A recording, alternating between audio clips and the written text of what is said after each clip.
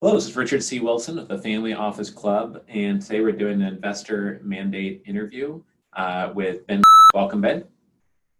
Hi, Richard. Thanks for having me. Great, and I know you're based in the Miami area. What specific part of Miami are you based in? Yeah, we're in Fort Lauderdale, so definitely the South Florida area. We own and operate in 7 states across the east coast of the U.S., but we're based right here in Fort Lauderdale. Okay, great. And I'd like this to be helpful for people to listen to, whether it's 14 months from now or 14 days from now. And we're recording this at the height of the COVID virus kind of crisis where everyone's kind of shut down in their homes. So, in the best way, they'll be useful, short, medium term. What type of investment mandate do you have as an investor? And you consider yourself a private investor, a single family office? How would you categorize yourself? Sure. Well, we operate as a single family office, which is great for a number of reasons, not the least of which is we don't always have to have a mandate per se. But our MO is basically commercial real estate owners and operators. We self-manage everything in our portfolio, both on the multifamily side and the retail side. But it's mostly commercial real estate ownership and operations. Some development, which we've done, but that's primarily our bread and butter. Okay, great. And what would be the number one thing that you're looking to source investment wise? Like when you're speaking to your team and your family, when you're asking them to keep an eye out for something for you? Yeah. So again, we have sort of the three, I'll call them buckets or asset classes categories. One is anything that's a development project that is broken in a way that we can fix. That's our opportunistic fund.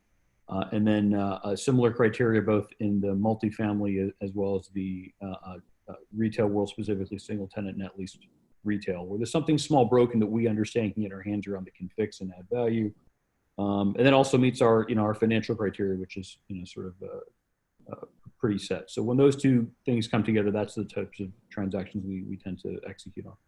Okay, great. And what about your favorite geographical location, either now or medium term? I know you're in 7 different states, it sounds like, but do you have one or two places that are your favorites? Well, we love the Florida market, which is we relocated here from the Washington D.C. area, which is also a great market. We still own and operate there, and we love the D.C., Maryland, Virginia, but Florida, just based on the growth, even prior to coronavirus, I'm sure it's going to resume once things get back to normal. But just the growth here, both demographically, tourism, the weather is fantastic. The tax benefits, it's brought a lot of my colleagues here too, and we've sort of found out by accident, as an afterthought, that this is actually a great market to own and operate in. And so we like South Florida. Right. Okay, great. And if there's an investor listening here, what would be the best piece of advice you can provide to someone? I know you have a deep background in commercial real estate and have done a lot of kind of institutional level due diligence on properties and consulted with some other families in that area as you co-invest with them, over the years. So what would be your number one piece of advice for them?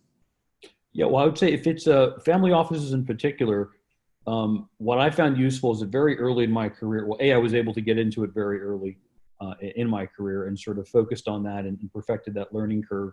But even within the industry, learning sort of as much as you can, different aspects of how, say, financing and appraisal and valuation and operations and management and how all of those areas sort of come together.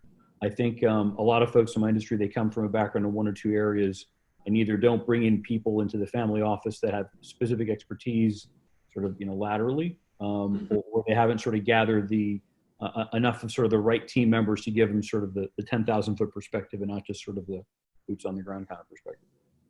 Sure. Okay, great. Yeah, and what is the best way for someone to contact you if they have an opportunity that matches your mandate or they'd like to connect as a peer or something through the club? Email is fine. We have websites for each of our properties, but we tend to like to keep a very low profile. Sure. So my email information, which I think is on your site, is always best. Yep. Yep. And again, we look at a lot of deals, and we're very, especially now, even before coronavirus, we were very defensive in our orientation, but even more so now. Right. Okay. Great. Well, I appreciate you being part of this mandate interview today. And then once our live events start up, hopefully this June, July, August, then I hope that you can be on stage again at one of our Family Office Club events, once they resume. would love to be a part of it again. Always enjoy it. Great. Thank you, Ben. Take care. You too. Thank you.